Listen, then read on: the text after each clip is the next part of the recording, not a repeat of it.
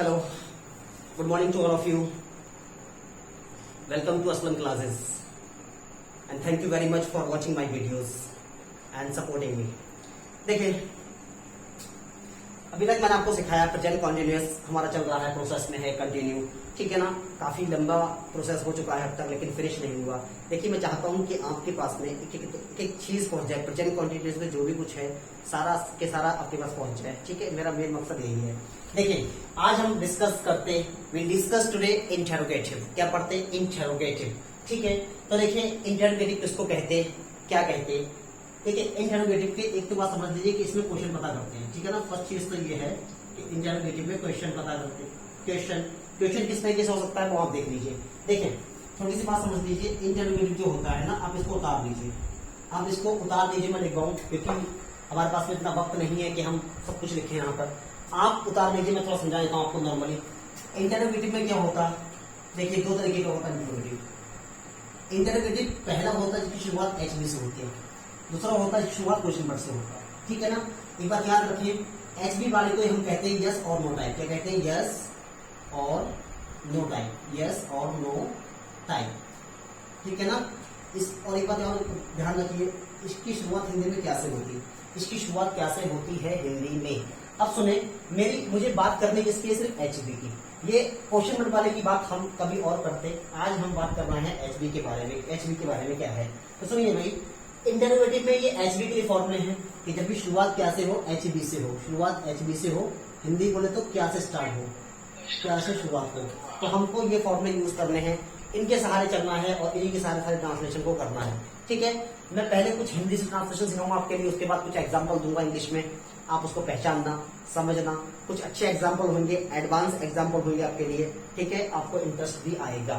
देखिए भाई, कैसे शुरुआत करते आप समझ लीजिए। यहां से बहुत आसानी से समझ सकते हैं कि इज आर एम देखा, यहां देखा वर्ब में आएंगी। जैसे ही आपने देखा इज आर एम है, वर्ब में आएंगी है, समझ जाना कि ये क्या है, ये एक्टिव वॉइस का स्ट्रक्चर है, ठीक है। यहां देखिए, इज है, आर है, एम है, उसके बाद ऑब्जेक्ट है, ऑब्जेक्ट के बाद बीइंग है।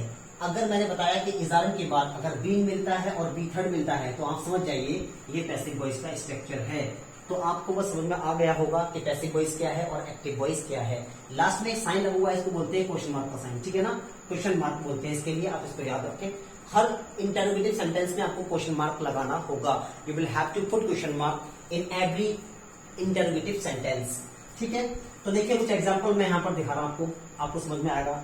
पहले कुछ हिंदी से बता रहा था कि आपकी प्रैक्टिस हो जाए, रिवाइज हो जाए कि कैसे करके हम चीजों को करते हैं। उसके बाद फिर हमें इंग्लिश में सेंटेंसेस देखे आते हैं। देखिए, मैं यहाँ पर एक एग्जाम्पल लिख रहा, हमने यहाँ पर लिखा, फॉर एग्जाम्पल कोई भी एग्जाम्पल ले सकते हैं आप। हमने कहा कि क्या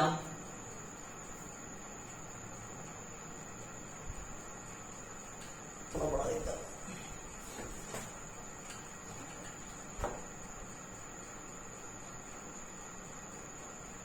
क्या आपको सूचित किया जा रहा है, ठीक है ना। एक एग्जांपल आपके पास में हो गया, क्या आपको सूचित किया जा रहा है। तो आप ध्यान से देखिए, पहली चीज, एक एग्जांपल और ले लीजिए, एक एग्जांपल बाद में लेते हैं, पहले देख लेते हैं इसके लिए क्या है। लिखा है क्या आपको सूचित किया जा रहा है, ठीक है। आपने है देखा, समझ गए प्रेजेंट, आपने रहा देखा, समझ गए continuous. Present continuous tense clear हो गया। यहाँ देखा क्वेश्चन मार्क आपने देखा, समझ जाएंगे क्या है, इंटेरोगेटिव है। यहाँ देखिए, शुरुआत किससे हो रही है? क्या से है। क्या से अगर है तो आप समझ जाएंगे क्या है, एचबी से स्टार्ट होगा ये वाला, ठीक है। स्ट्रक्चर कौन सा वाला है? फर्स्ट टाइप वाला है, एचबी से स्टार्टिंग होगी इसकी, ठीक है। अब देखिए, क्या आपको सूचित किया जा रहा है, क्या आपको सूचित किया जा रहा है। सूचित करने वाला कौन है हमें नहीं पता, आपको सूचित किया जा रहा है, सूचित करने वाले कौन है ये नहीं पता। वी कैन से, हम कह सकते हैं क्या है, यही पैसिव वॉइस है। पैसिव वॉइस है, बहुत आसानी से समझ सकते हैं पैसिव वॉइस है। तो देखिए, पैसिव वॉइस का स्ट्रक्चर होता है ये वाला। क्या करते, पहले इज लगाते, आर लगाते, एम लगाते। तो इज आर एम जब लगा सकते हैं हम, जब हमें ऑब्जेक्ट पता हो कि ऑब्जेक्ट सिंगुलर है या प्लूरल है। तो पहले ऑब्जेक्ट पता कर लेते हैं। पूछो भाई, आप पूछो कि ऑब्जेक्ट कैसे निकालते। मैंने क्या कहा, किसको या क्या पता कर लीजिए। आप तो पूछिए यहाँ पर, किसको सूचित किया जा रहा है, किसको सूचित किया जा रहा है। तो निकल के आया, आपको सूचित किया जा रहा है, आपको। तो आप जो है वो क्या है, ऑब्जेक्ट है। आपको क्या बोलते हैं, यू बोलते हैं, और यू के साथ में क्या लगाते हैं, आर लगाते हैं। यू के साथ क्या लगाते हैं, आर, तो हम क्या लगा देंगे आगे, आर लगा देंगे, आर, ठीक है ना। आगे लगा देते हैं हम आर। उसके बाद क्या लगाते हैं, ऑब्जेक्ट, तो ऑब्जेक्ट कौन आया निकल के भी, आप, आपको क्या बोलते हैं, यू बोलते हैं, तो आर यू। उसके बाद क्या लगाना, हमको बिंग लगाना है, तो हमें क्या लगा देना है, बिंग लगा देना है, आर यू बिंग। उसके बाद थर्ड फॉर्म लगा दीजिए, सूचित करना, सूचित करना, सूचित किया जाना, क्या होता है, सूचित करने को बोलते हैं इन्फॉर्म्ड, क्या बोलते हैं, इन्फॉर्म। इन्फॉर्म एक वर्ब होती है, इसका मतलब होता है सूचित करना, क्योंकि यहाँ पर थर्ड फॉर्म लगनी है, तो पहली होती है इन्फॉर्म, सेकंड होती है इन्फॉर्म्ड, और थर्ड भी जो होती है इन्फॉर्म्ड, तो यहाँ पर क्या आ जाएगा, इन्फॉर्म्ड, ठीक है ना। और लास्ट में क्या लगाना होता है, आपको क्वेश्चन मार्क लगाना होता है। तो क्या हुआ, आर यू बीइंग इन्फॉर्म्ड, क्या आपको सूचित किया जा रहा है। आप देखिए, आपने बीइंग देखा, बीइंग देख के समझ जाइए प्लेटफॉर्म है, पैसिव वॉइस का स्ट्रक्चर क्लियर हो रहा है, ठीक है ना। आप इसको बहुत अच्छे से समझने की कोशिश कीजिए, क्योंकि आप जितना आगे बढ़ेंगे आपको ये सारी चीजें आपको दिखाई देने लगेंगी। और दूसरी बात यह है, कॉम्पिटिशन लेवल पर भी बहुत ज्यादा यूजफुल चीजें हैं, एसएससी होता है, बैंक है, क्लैट है, ठीक है, तमाम के सब में यूजफुल चीजें हैं, आपके लिए बहुत ज्यादा हेल्पफुल साबित होंगी। तो देखिए नेक्स्ट एग्जांपल और देख लेते हैं हम लोग। हमने कहा कि दे डाटा इकट्ठा कर रहे हैं,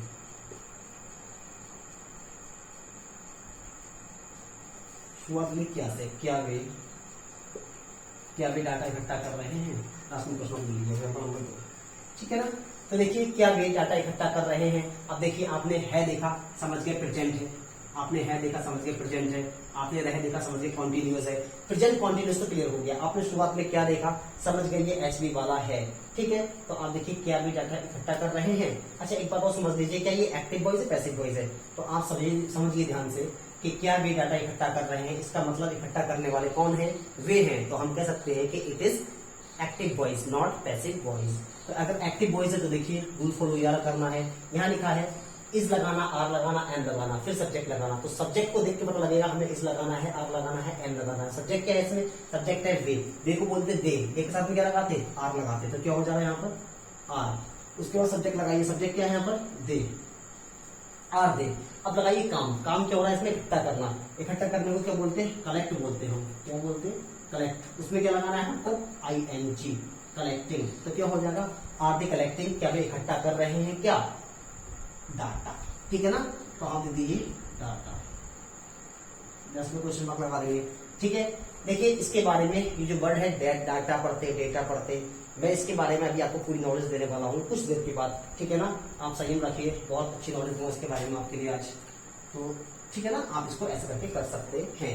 2 एग्जाम्पल मैंने और रखे हैं इसलिए ताकि आपकी प्रैक्टिस हो जाए।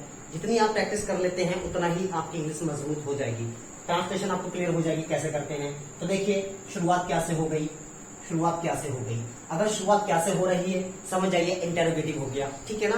दूसरी पहचान हो सकती है क्वेश्चन मार्क, ठीक है ना। अगर शुरुआत क्या से होती है तो आप समझ जाइए कि ये हेल्पिंग वर्ब वाला है, इसमें हेल्पिंग वर्ब शुरुआत में आएगी, ठीक है। ये चीज समझ लीजिए। बाकी आपके पास में रूल्स लिखे हुए हैं कैसे यूज करना है, समझ लीजिए थोड़ा सा क्या है। देखिए है बोलता है प्रेजेंट को, है बताता है ये प्रेजेंट हो गया, रहा बताता है कॉन्टिन्यूस हो गया, प्रेजेंट कॉन्टिन्यूस हो गया, ठीक है। क्या ने बताया, इंटेरोगेटिव, प्रेजेंट कॉन्टिन्यूस का इंटेरोगेटिव स्ट्रक्चर आपको दिखाई दे रहा है। अब ये पता कर लेते हैं ये एक्टिव वॉइस है या पैसिव वॉइस है। तो देखो क्या लोगों को टीका लगाया जा रहा है, ठीक है, टीका तो लगाया जा रहा है पर कौन लगा रहा है नहीं पता। जब नहीं पता तो आप कह सकते हैं इट इज पैसिव वॉइस, ठीक है ना। Now we can say that solely it is passive voice, definitely it is passive voice.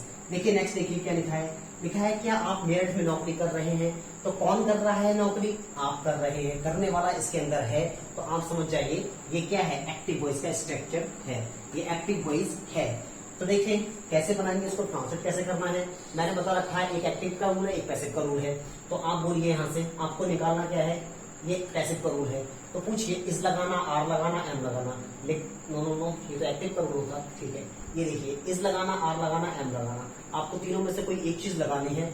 उससे पहले उसके बाद क्या लगाना, ऑब्जेक्ट। तो पहले तो पता हुआ हमें ऑब्जेक्ट, क्योंकि ऑब्जेक्ट को ही देखने के बाद आप पता कर सकते हैं कि आपको इसे लगाना है या आर लगाना है या एम लगाना है। तो पूछो भाई, पूछो टीका किसको लगाया जा रहा है, किसको, लोगों को। लोग कितने होते हैं, बहुत ज्यादा होते हैं, इसलिए क्या लगा देंगे हम, आर लगा देंगे, ठीक है ना। तो यहाँ लगा दीजिए आर, आर। अब उसके बाद ऑब्जेक्ट लगाइए, ऑब्जेक्ट क्या है, लोग, तो क्या बोलेंगे, प्यूपल, आर प्यूपल। उसके बाद क्या लगाना है, बीइंग लगाना है, तो बीइंग लगा दीजिए, आर प्यूपल बीइंग।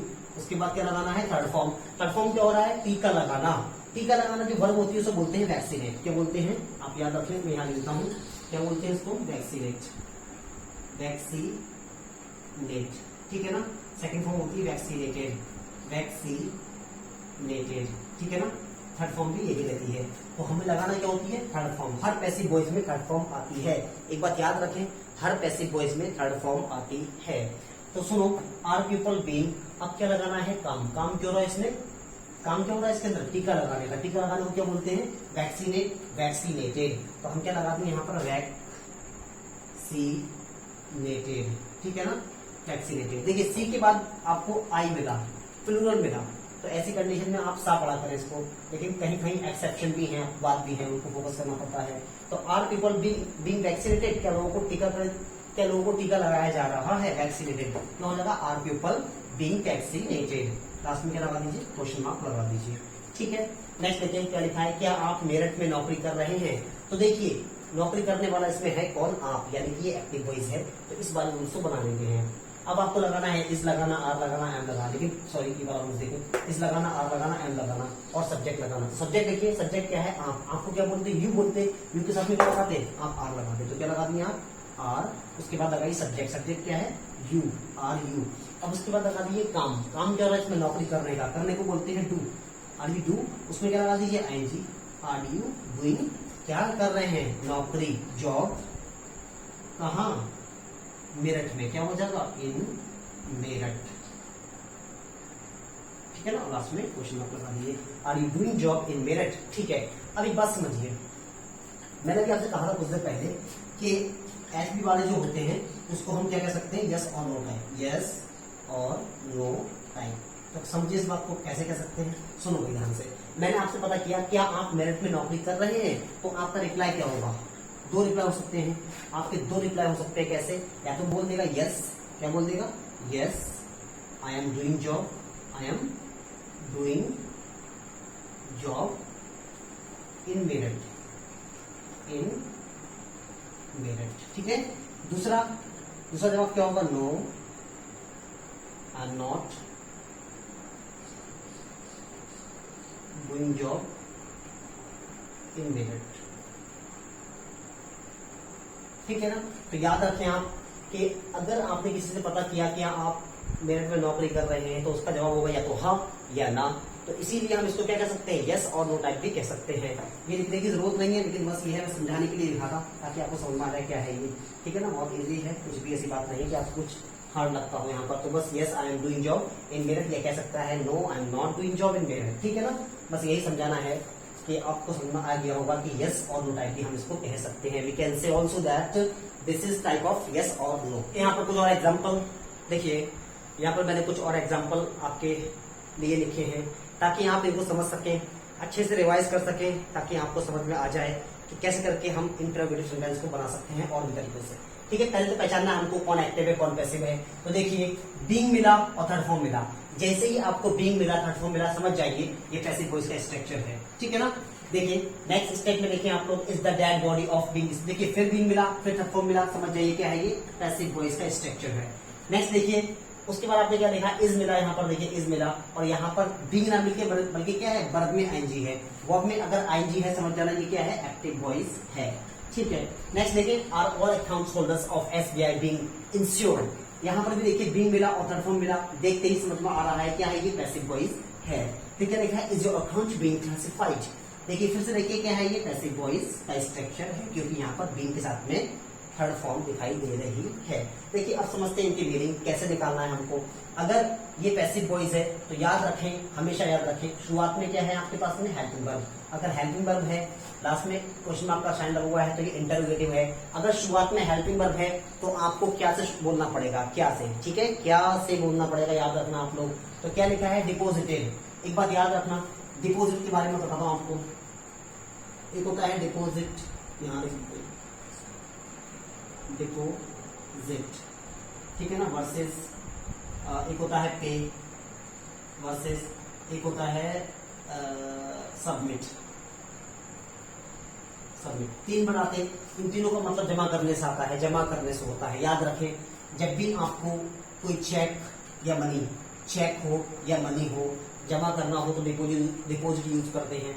कभी आपको कोई फीस वगैरह देनी हो, किसी को कर्जा देना हो, कर्जा उसका उधार चुकता करना हो, तो उसके लिए हम क्या करते हैं, पे का यूज करते हैं। और सबमिट हम तब यूज करते हैं जब हम पेपर्स के लिए यूज करते हैं। ठीक है, पेपर को जमा करना हो तो क्या करते हैं, सबमिट का यूज करते हैं। ठीक है, याद रखना तीनों चीजें अच्छे से। ठीक है, देखें आप यहाँ से, तो क्या कह रहा है, डिपोजिटेड है। ठीक है ना, तो डिपोजिट का मतलब होता है जमा करना। क्या होता है, जमा करना। यहाँ लिखा है बीइंग, जैसे ही बीइंग देखा आपने तो निकालिए, जमा किया जा रहा है, निकालिए, जमा किया जा रहा है। बोलो क्या, चेक।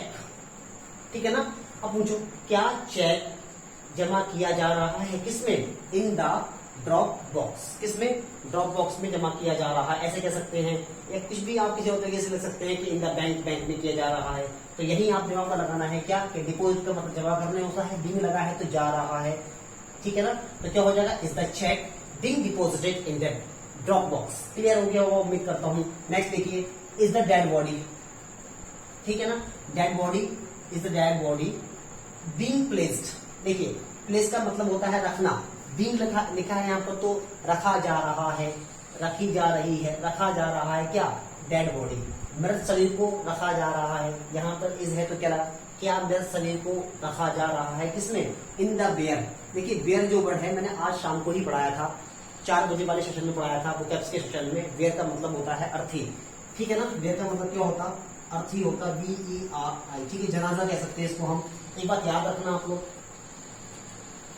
एक मिस्टेक हुई थी मुझसे आज शाम वाले सेशन में, एक मिस्टेक हुई थी। वो क्या हुई थी कि मैंने शुरुआत में तो जो लिखवाया था वो यही लिखवाया था और यही सही है, लेकिन जो एग्जाम्पल थे उसमें मुझसे बाय मिस्टेक, ठीक है ना, उसमें स्पेलिंग मिस्प्रिंट हुई है। वो स्पेलिंग मैंने क्या कर दी है, BEIR कर रखा है एग्जाम्पल में। तो आप लोग जा करके देखना और ये मिस्टेक आपने सही कर लेना। ठीक है, वहां पर आप लोग सही कर लेना, क्योंकि छोटी सी मिस्टेक बहुत बड़ी बन सकती है।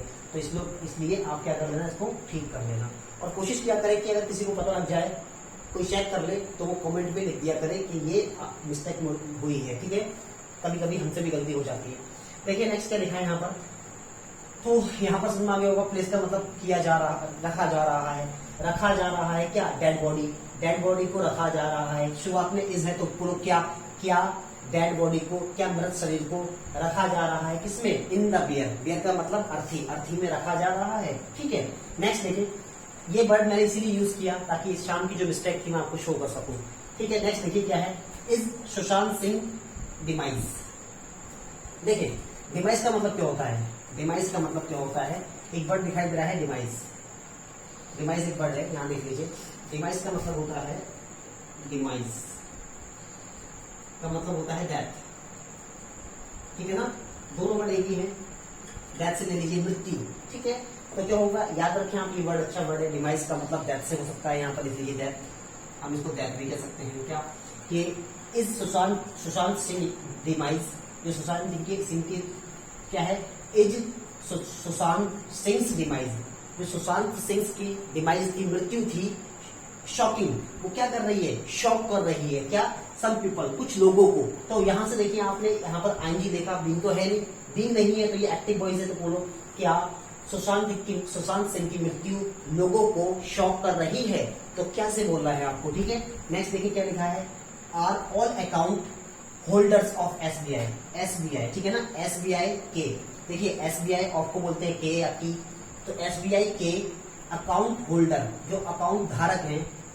ठीक है, बीइंग एंश्योर्ड, यहाँ लिखा है बीइंग एंश्योर्ड। एंश्योर्ड का मतलब होता है सुनिश्चित करना, सुनिश्चित करना। ठीक है, तो सुनिश्चित किया जा रहा है SBI के, क्या SBI के अकाउंट धारकों को सुनिश्चित किया जा रहा है।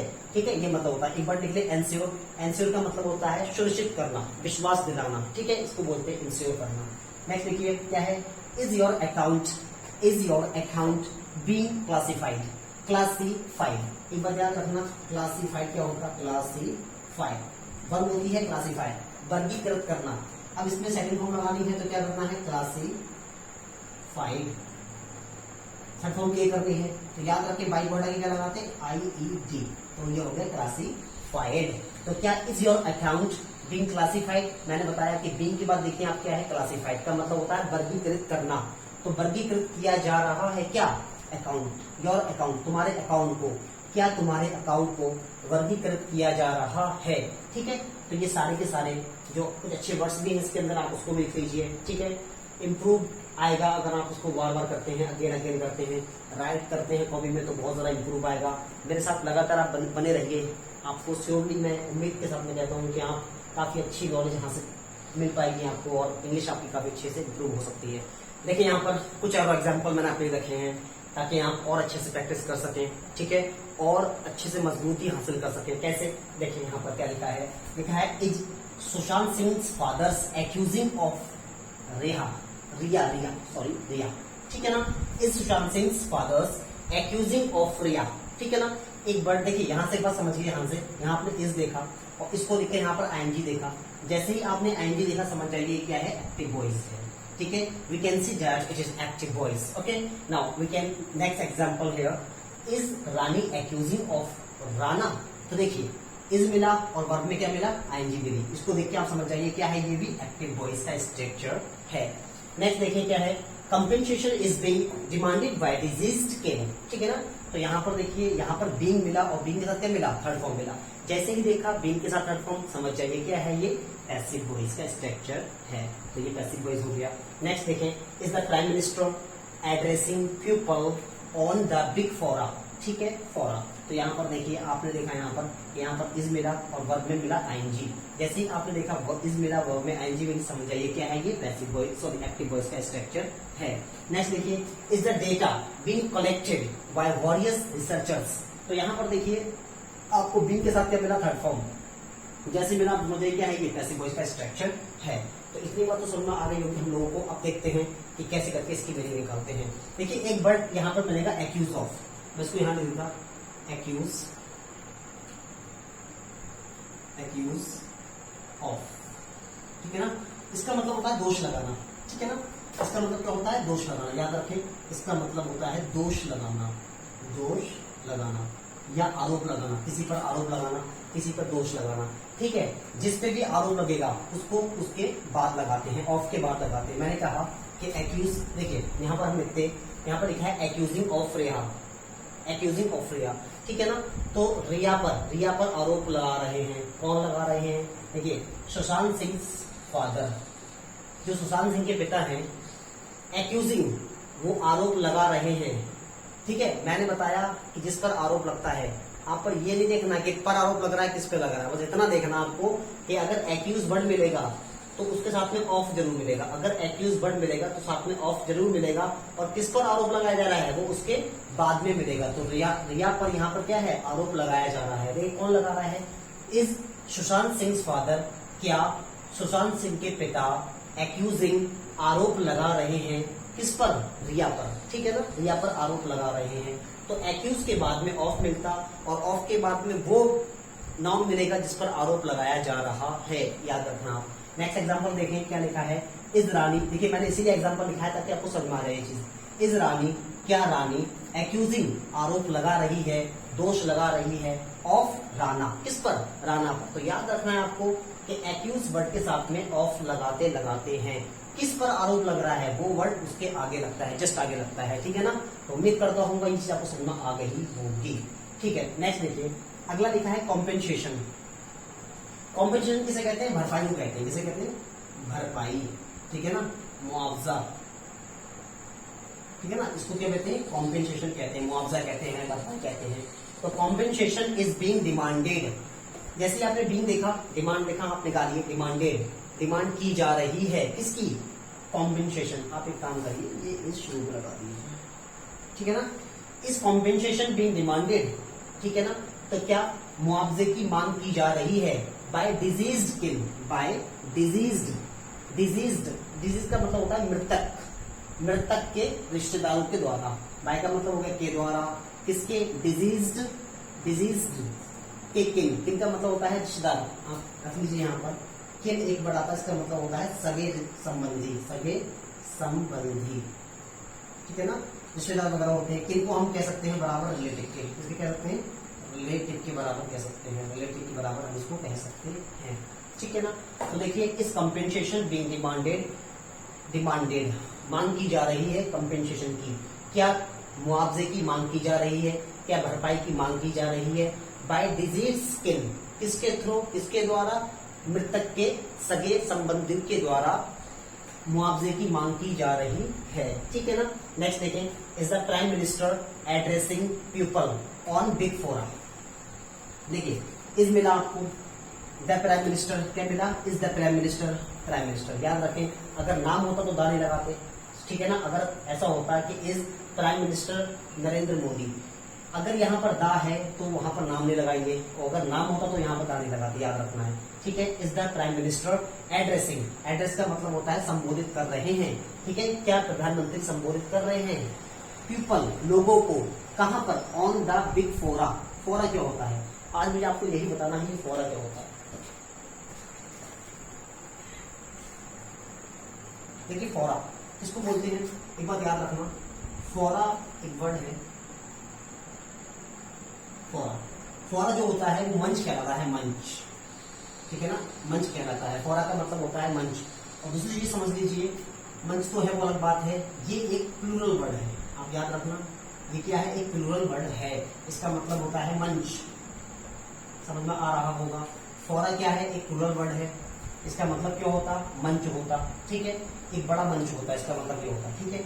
अब एक बात समझिए जरा ध्यान से, अगर फोरा प्लूरल है तो इसका सिंबल क्या होगा, तो आप एक बात याद रखना, फोरा जो होता है इसका सिंबल क्या होता है, फोरम, क्या होता है, फोरम।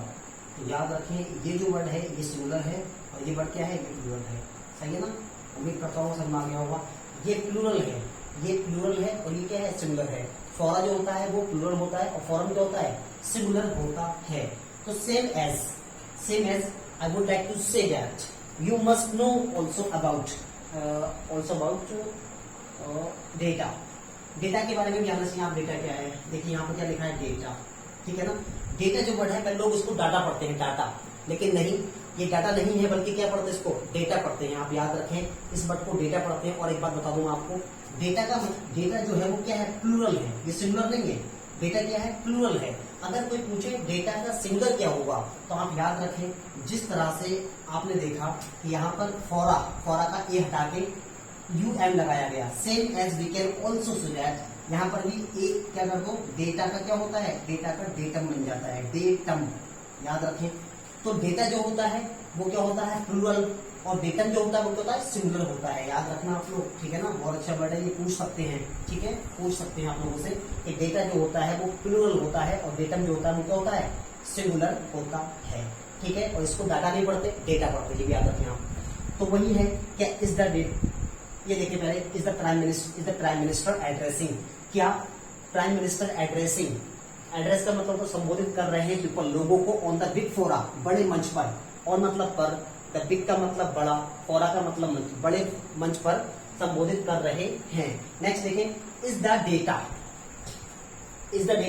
बीइंग कलेक्टेड, बीइंग देखा और कलेक्ट देखा, तो पूछिए इकट्ठा किया जा रहा है, क्या डेटा इकट्ठा किया जा रहा है, बाय वेरियस रिसर्चर्स, वेरियस का मतलब होता है भिन्न भिन्न, ठीक है ना, भिन्न भिन्न मतलब होता है इसका वेरियस, ठीक है ना, काफी। अब देखिए एक बात मैं आपको एक बात बता दूं, समझ लीजिए, आप इसको बराबर ले सकते हैं मैनी के, बहुतों के बराबर ले सकते हैं, ठीक है, मैनी रिसर्च के थ्रू ले सकते हैं। तो देखिए एक बार देखिए आप, यहाँ लिखा है वेरियस लिखा है, इसके साथ में हमेशा प्लूरल नाउन लेके आएंगे, प्लूरल नाउन लेकर आएंगे, ठीक है। ऐसे ही मैनी है, मैनी के साथ में भी क्या आएगा, प्लूरल नाउन आएगा, ये भी याद रखें, दोनों का मतलब सेम ही है। आप वारियस को मैनी के बराबर रख सकते हैं, ठीक है। कैसे कह सकते हैं, देखिए मैंने कहा कि वारियस गर्ल, अगर मैंने कह दिया वारियस गर्ल तो ये गलत हो जाएगा, ठीक है ना। हाँ, मैं अगर बोलूं वारियस गर्ल्स, ठीक है, तो ये ठीक है, क्योंकि यहाँ पर एस लगाया और यहाँ पर एस ने लगाया। वारियस जो होता है वो अपने आगे क्या लेता है, प्लूरल नाउन लेता है, ठीक है। सेम एज हम ऐसे भी कह सकते हैं मैनी बॉयज, ये कह दीजिए मैनी बॉय, तो ये क्या है, ये गलत है।